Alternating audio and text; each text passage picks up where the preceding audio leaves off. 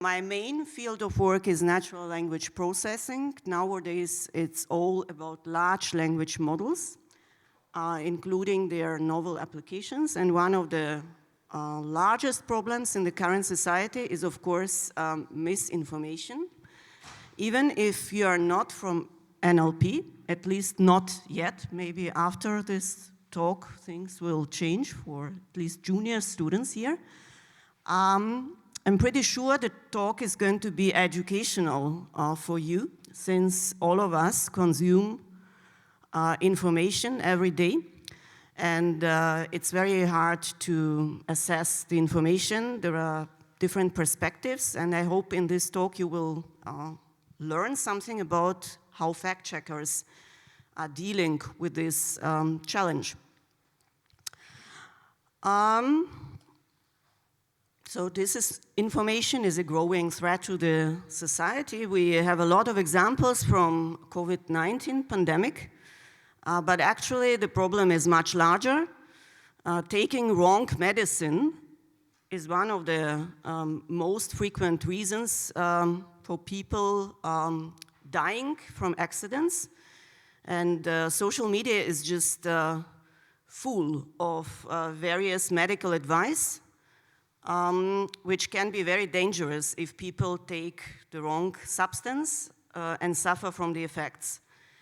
Another example is from the context of the current military conflict, where the media in Russia are claiming that Ukraine is building a dirty bomb. And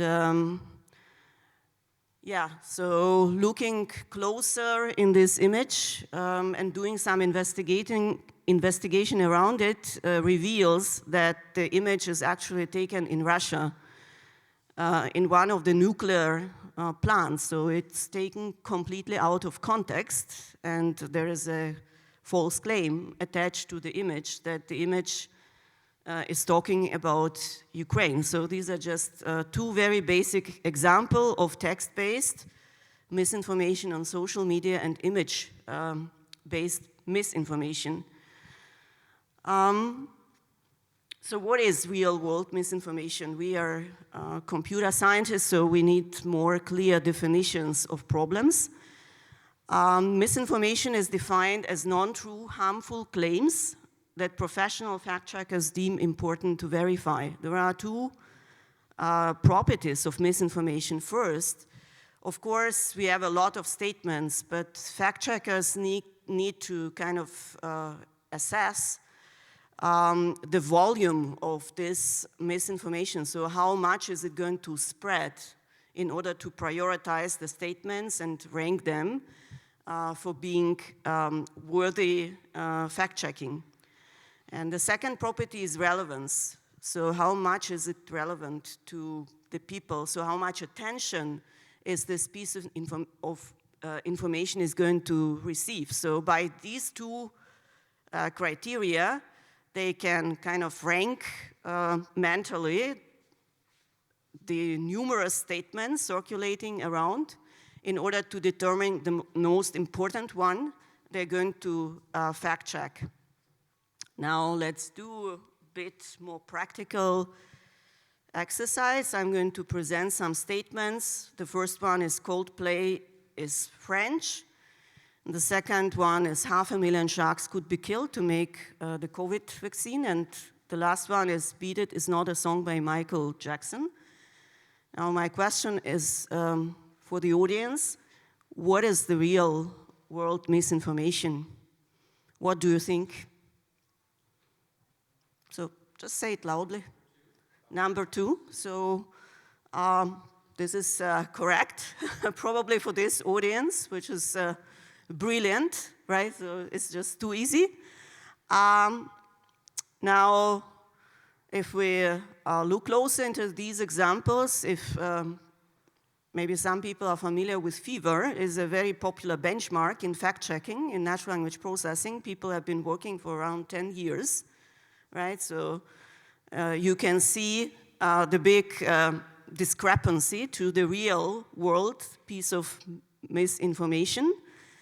And now there's a second question. So why is it challenging to fact check this real life misinformation? 500,000 sharks could be killed to make the COVID-19 vaccine. So this question is a bit harder, but I've recognized at least one NLP expert in the audience. So let's think. So why is it more difficult? Why is it challenging? Yes?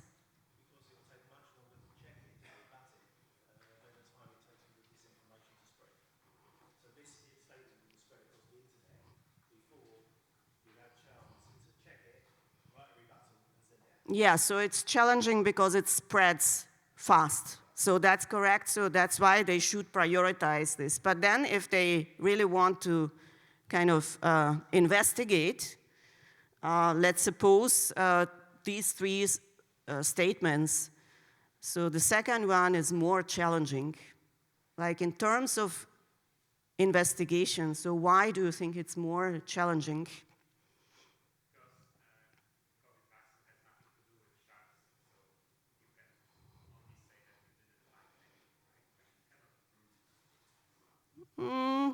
I mean, this requires actually some checking. I think that shark substances are used in vaccines. So not in COVID-19 vaccines. I mean, I told you this is misinformation, right? But it is actually used in medicine, yes? Well, I think the wording says a lot. It's could be, so it's like a hypothetical thing. Yes. And it appeals to emotion, like they could be killed, not like harvested or different words. So it appeals to emotion and it appeals to hypothetical. So it's imagination. It plays with imagination. Yeah, so there's like subjunctive mood involved. It's always hard then to achieve a clear verdict, true or false, right? But the emotional appeal and things like that is more, why should I check it? But if I want to check it, so there are some difficulties here, right? And one difficulty, for example, is for fever statements.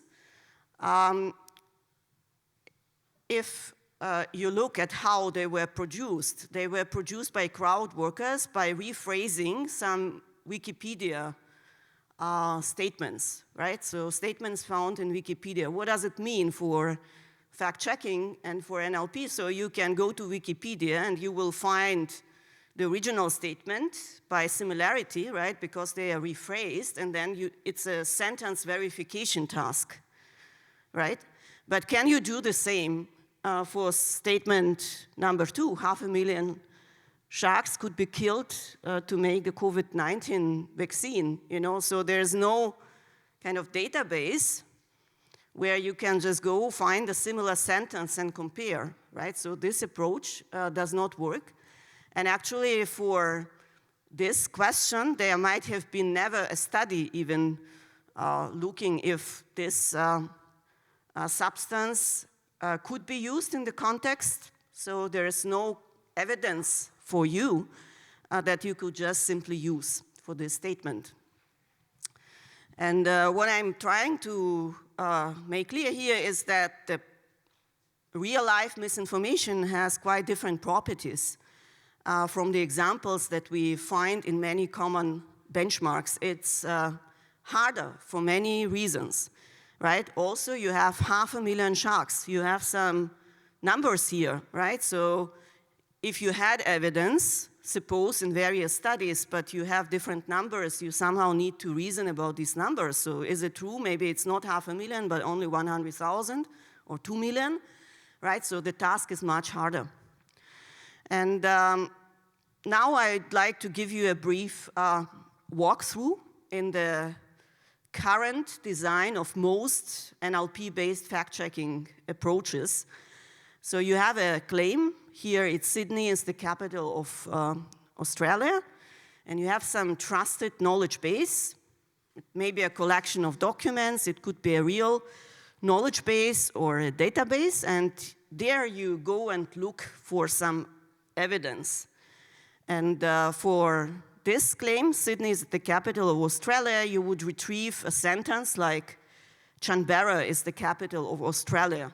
And typically, this is using some sentence similarity measures.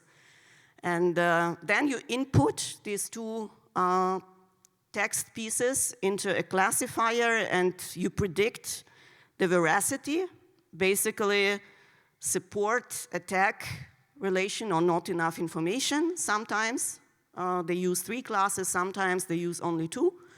So you input this information, then you classify, and then you come up with a verdict. So here it's false. Usually they use Stans classification, and here conclude that the claim is false. Now, if you have a real-life claim, and I have another example from social media, hydroxychloroquine cures COVID-19. Major problem that I've already pointed out with the sharks example is that there is no counter evidence for this, right? So you just have this claim, but there's no trusted knowledge source where you can just go and take evidence and then input to the classifier and predict. This approach does not work because no contradicting evidence exists for this claim. Now, debunking is obviously a very difficult expert task. Not everybody can do it, right? So fact checkers usually have a lot of background training and education. And the question is, how can they do it?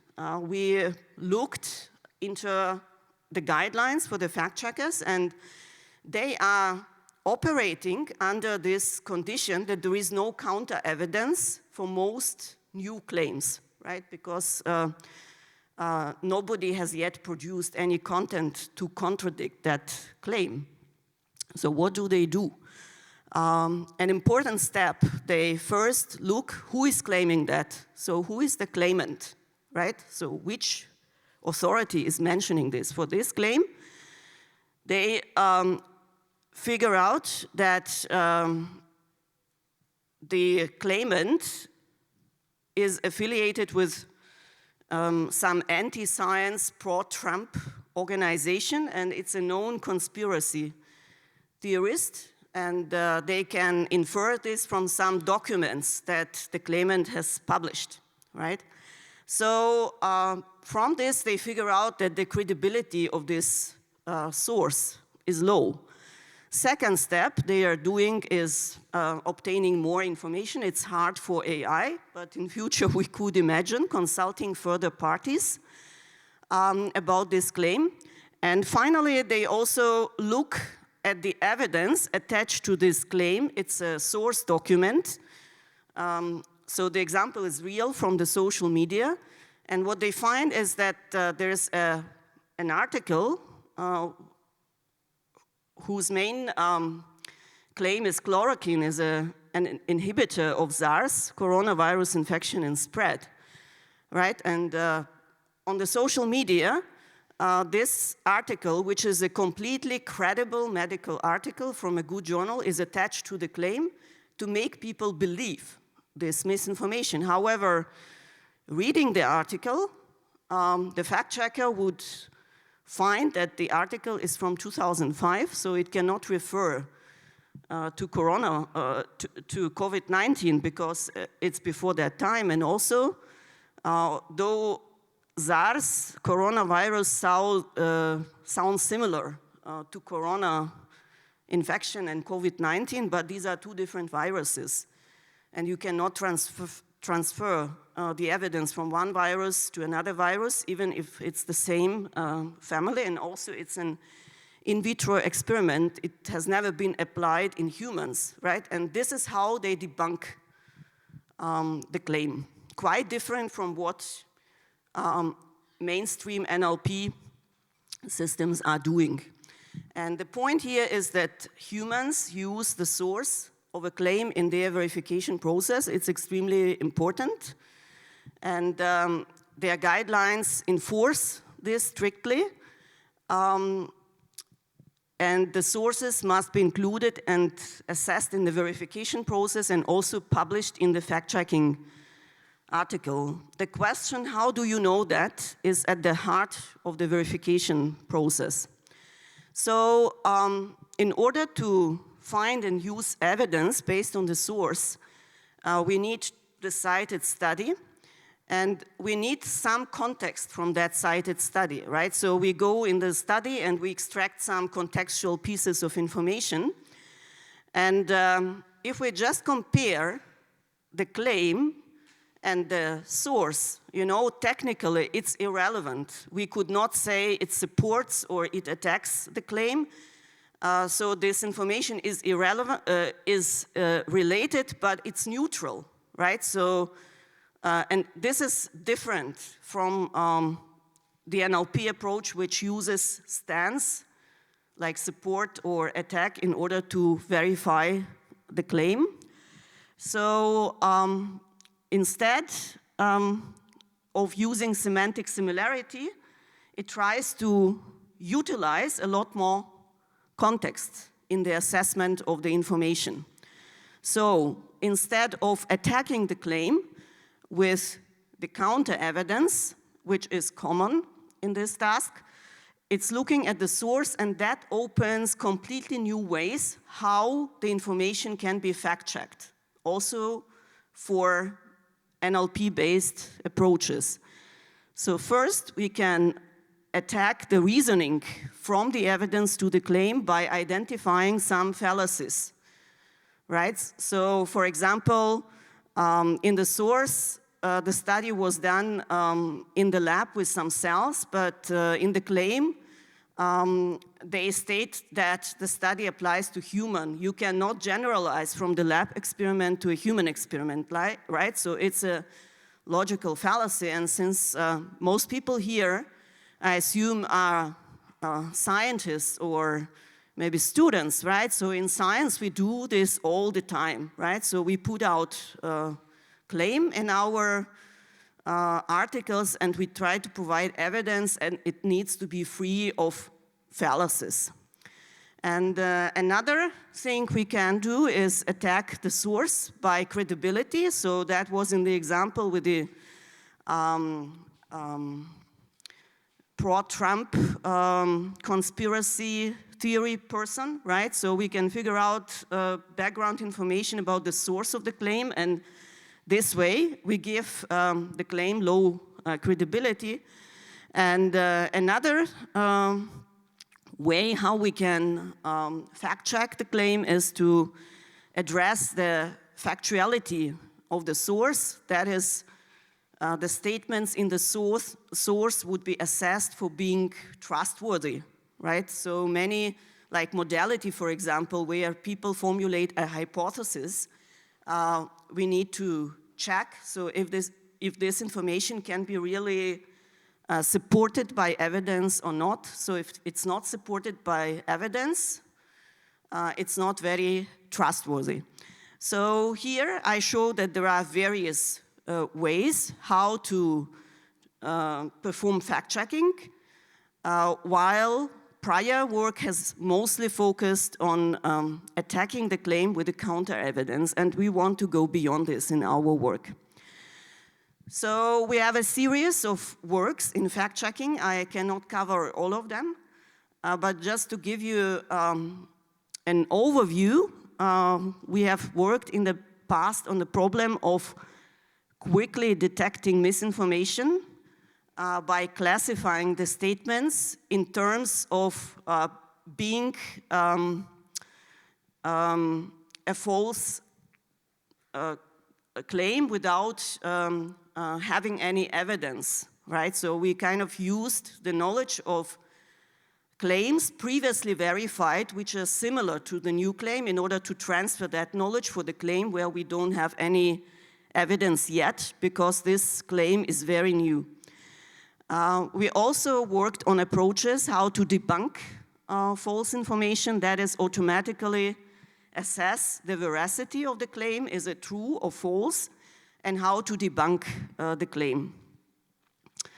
And when we talk about current research, I have made the point repeatedly in the introduction that the current technology only partially considers real-life fact-checking. Because the goal of fact-checking is actually not only to provide evidence, but also to stop people from believing false claims.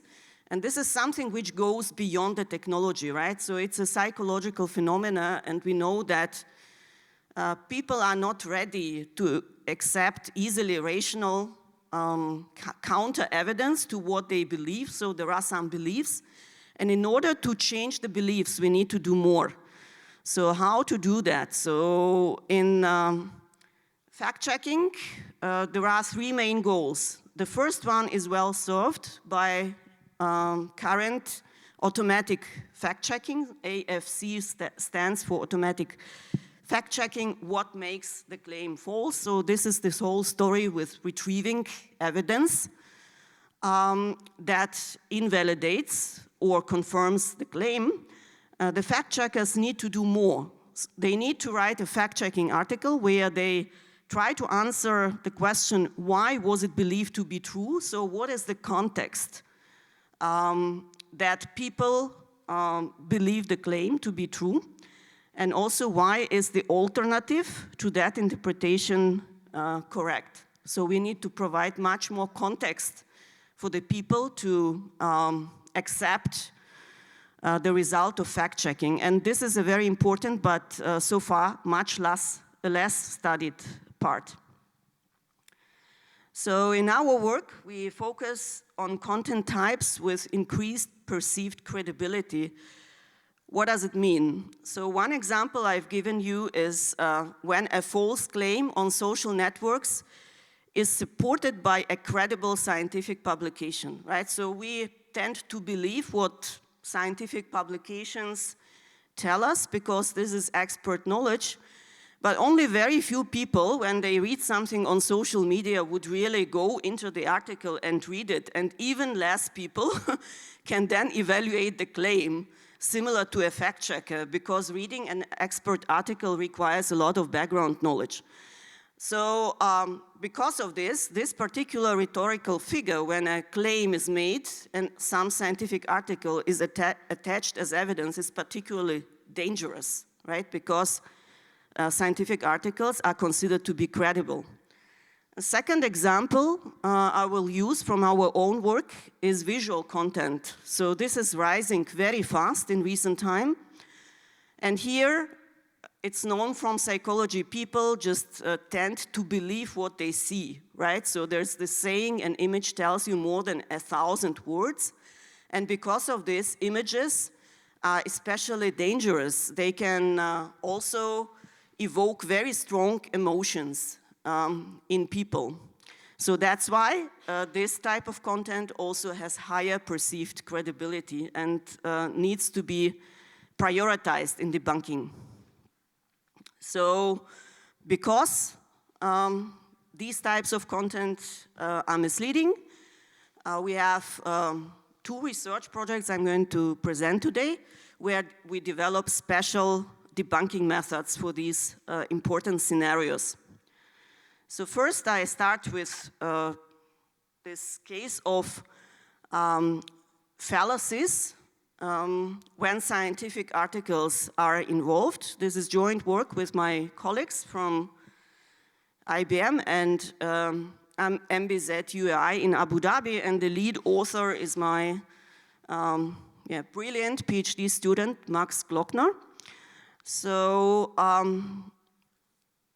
we already talked that to assess a claim, we need a source that is attached to that claim. In classical automatic fact-checking, we will fail because we cannot find any counter-evidence to hydroxychloroquine is a cure for COVID-19, at least initially, when the claim has been just published. And then another approach that people have been using for such cases is just using some simple sentence classification, for example, in rumor detection, to detect if this statement is true or not. But this approach would also fail here, since the claim is very short and there's no context to classify it.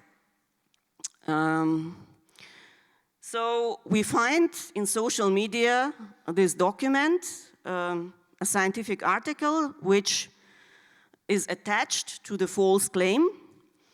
And our goal is to detect the fallacies that happen basically in reasoning from the article to the claim. So we propose to reconstruct these fallacious arguments. What you see here is the claim again and the scientific article. And what we do is we reconstruct the so-called kernel of truth. So it's the accurate premise which is contained as a claim in the scientific article. So it's completely valid, right? So we just paraphrase the content of that misrepresented publication, and it says chloroquine reduced infection of the coronavirus. So that's completely true. So that's why it's called the kernel of truth in fact-checking. And then we extract two fallacy contexts manually with the help of biology experts. So the first is the study used cell cultures for the experiments. So this is also completely valid content, which is contained in the article. And the second is the study was conducted on SARS-CoV-1. And then we basically reconstruct the fallacious premise that would allow us to conclude that our claim, hydroxychloroquine is a cure for COVID-19, is correct based on the information in the article. The fallacious premise is the results can be transferred to humans because the human body consists of cell structure. So this premise is false, right? We cannot transfer the results, and this fallacy is known as the fallacy of composition in logic. And in the second case, the fallacious premise is SARS-CoV-1 and SARS-CoV-2 are both coronaviruses, therefore they can be treated the same way. And again, this is a logical fallacy called false equivalence. And because these two fallacies happen, we have invalidated the claim hydroxychloroquine is a cure for COVID-19. So this slide is very important because the experiments I'm going to present now use this formalization of the problem. So we extract the accurate premise, we extract the fallacy contexts from the articles, and then we reconstruct the fallacious premises with the help of large language models and classify them. And based on this logical reasoning, we conclude if the claim is true or false. So, what did we do? First of all, the task is novel. We need to create a data set for this task. We collect expert written fact-checking articles. And basically, in these fact-checking articles from the internet, we look for examples that match our problem definition when a scientific publication is misrepresented. What do you mean? I mean that we have a scientific publication which is attached to some false claim, and we find such fact-checking articles. Then we manually reconstruct the fallacious arguments that are also described in the fact-checking articles, because the human fact-checkers recognize these fallacies and then they write a report on that. So we can extract that from their report. And that results in 184 arguments and 435 fallacious reasoning premises of the type that you have seen in the previous slide.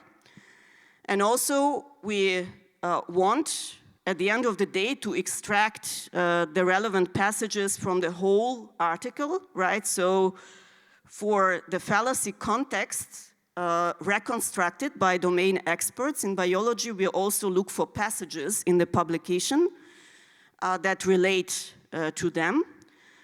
And finally, we consolidate all of this data set, resulting in 114 arguments, about 700 passages and 2,000 labels, with a sufficient statistical level of inter-notate agreement which shows that the task is hard, but by experts it can be performed with a high level of consistency. So the first experiments looks if we can link every fallacy context and accurate premise. So these are things that were in the bottom, the kernel of truth and the relevant fallacy context to a passage in the article. And we find that we can do the linking for 88% of accurate premises and 70% of context, but not for everything. The reasons for that is that we also have statements referring to figures. So right now we only deal with text. We ignore figures in the article. And also there are some cases of multi-hop reasoning where we do not link a claim just one piece of text, but there are multiple pieces of text we need to reason about in order to conclude something about the claim. And another frequent reason is different scope. So different scope is something we know quite well from our scientific reality, when sometimes the author would make a broad claim but has very narrow evidence, which is insufficient to support the claim. It can support the claim only partially. So here, for example, the claim cloth masks do nothing to prevent the virus does not matches the scope of what the scientific publication actually talks about. Health workers wearing cloth masks were infected, and they compare effectiveness of cloth masks and medical masks, but the scope of the evidence in the scientific article does not matches the claim, though that looks similar. So next, we check if we can automatically locate the required passages to fact-check the claim. So first we check this for accurate premises. You remember what is the claim based upon in the article. And the second, we check this for fallacy contexts, which content points to fallacies. And we measure precision and mean average precision because for context we have multiple passages per article. We experiment with different techniques here. For example, sentence transformers, which measure similarity between accurate premises and fallacy context, and the passages in the article. And also we experiment with some models from the domain of scientific fact-checking to retrieve these paragraphs. And these are the results we have for the claims, around 0.6. So the result is pretty good, though not ideal. But still it could help a lot to a fact checker to filter the passages, for example, even if not used in an end-to-end way. And for the fallacy context, the results are a bit lower, but similar to that, 0.54. So the next experiment we do here is that we predict the fallacy class of a fallacious premise. So this experiment is a simplified task variant. So we give the model the gold fallacious premise that is reconstructed by humans, and we task the model with classifying the type of that fallacy. And here we want to look at different prompting strategies. In prompting, we include the definition of a particular fallacy. Here in the example, it's fallacy of composition. We include the logical form and an example. And we experiment with different combinations and two models, Llama and GPT. And we see that both models perform quite well on this task. Something about 0.7 of accuracy and F measure, while the GPT model is slightly better than the open Llama model. And the best prompting strategy is including the logical definition and the example of the fallacy here. So then we make the task harder. Now the model does not only have to predict the class of the fallacy, but it also needs to generate this fallacious premise. So the task is to generate fallacious premise and predict the applied fallacy class. So as you remember, we have several fallacious premises for one claim. And here again, we use Llama and GPT in comparison. And what we find is that this more realistic task is much more difficult. So the performance that was previously 0.7 on the golden fallacious premises drops down to 0.3 for the GPT model. And then we also have a more relaxed measure where we only check if the model could find at least one correct fallacious premise to debunk the claim. So that would actually also be already very good. And what we can see here is that it works in about every second case, so the results are not very strong on this task. We then also validate the results of automatic evaluation by a human evaluation. In particular, we check if the generated premise is plausible in the context of the argument. And the second check we do if the predicted fallacy class applied by this premise is correct. So here I have an example where the model generates premise if efforts to combat climate change will result in warmer average temperatures, therefore decreasing the prevalence of COVID-19. So this is an example of the wrong premise, right? So it's plausible, but it's actually wrong. That does not make any sense. And what we find in this experiment is that the percentage of correct is 0.5, while the automatically estimated measure was 0.3.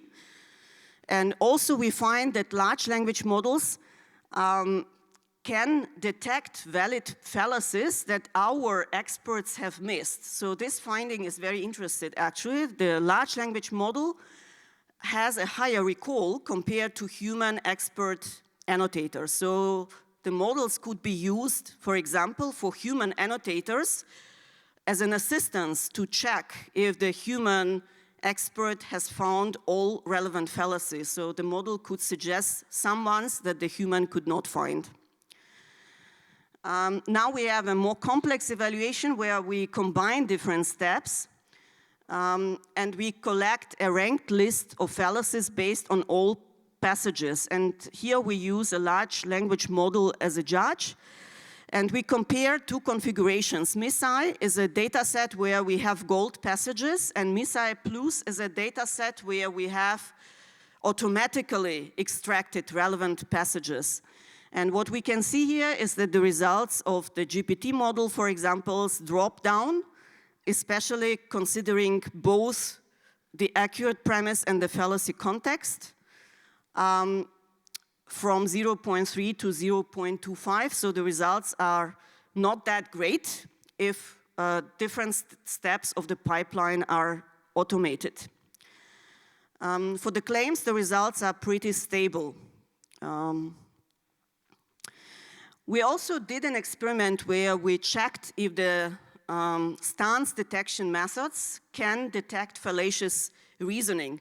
So you remember that in a common NLP pipeline, stance detection is an important step where we classify a piece of evidence as supporting or attacking the claim. So now we want to see if this method can help us with these fallacious passages. And after we apply this to our data set, we see that in about 50% of all cases across 3 different models, the model would predict that the fallacious context supports the claim. And this is, of course, bad. And the conclusion here is that the stance detection cannot be used to evaluate the relation between fallacious passage and the claim because it predicts the relation as supporting.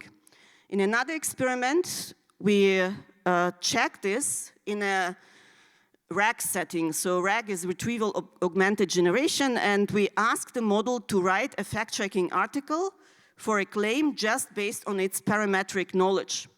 So here you see that the amount of true claims is very low, which is good because our experiment is designed such that we know every claim is false, right? We only have false claims in our data set. For comparison, we then also add 100 true claims and the results change, which is also as expected. So the model has a tendency to know the veracity from the parametric knowledge. Now we add the evidence as context to the model, and what we see is that now the model considers a high amount of claims that are wrong to be correct when it is given the evidence which contains fallacious reasoning. So the model is misled in the same way as humans are misled when they read this information. So in conclusion, we have a new formalism to combat real-world misinformation. We have a novel benchmark to test critical reasoning abilities of large language models. We bridge the gap between automated fact-checking and fallacy detection. And we found evidence that the misrepresented publication biases the large language model to believe that the claim is true based on the fallacious evidence.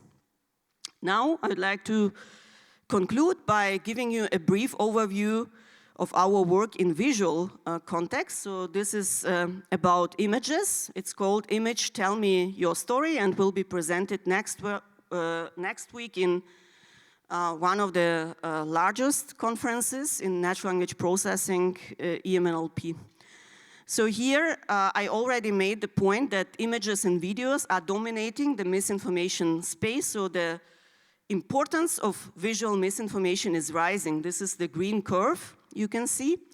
And interestingly, also video information is particularly rising. We don't deal with it in this work, but for those of you who are interested in this task, videos is a huge source of misinformation. So here we want to identify the original context of the image. So for example, an image that you see here claims that this is an image of coronavirus victims in China. So that's a real example from a fact-checking website. And it looks at least kind of plausible. Traditionally, fact-checking would classify this claim to be true or false. And I've explained in the introduction, this is not very convincing to people because in order to change their beliefs, they want to know more. They want to know the context. For example, the image was taken by XY for some specific reason Z. And image contextualization is a very important component of human fact-checking to detect check-worthy images, to detect out-of-context images, to write convincing debunking articles, and to engage in pre-bunking communication before the false image impacts many people. How do they do it? So it's a bit of kind of investigative work. Everybody can practice, so all of us can be fact-checkers. So there are 5 questions they have to go through in this reasoning. So first, was the image used before? And after checking this, the answer is yes. So the image was used before it was now published with this claim. Now the second question is who is the source? And investigating this reveals that the source of the image is Reuters, so a news agency. And the third question, when was the image taken? And it turns out, surprise, surprise, the image is from 2014 while talking about the victims of coronavirus. Then even more interesting where it was taken. It was taken in Frankfurt, and if you have good eyes, you can see a bit of a German church. So I live close to Frankfurt, I know the place. Why was it taken? What is the motivation, right? And the motivation was to report on an art project.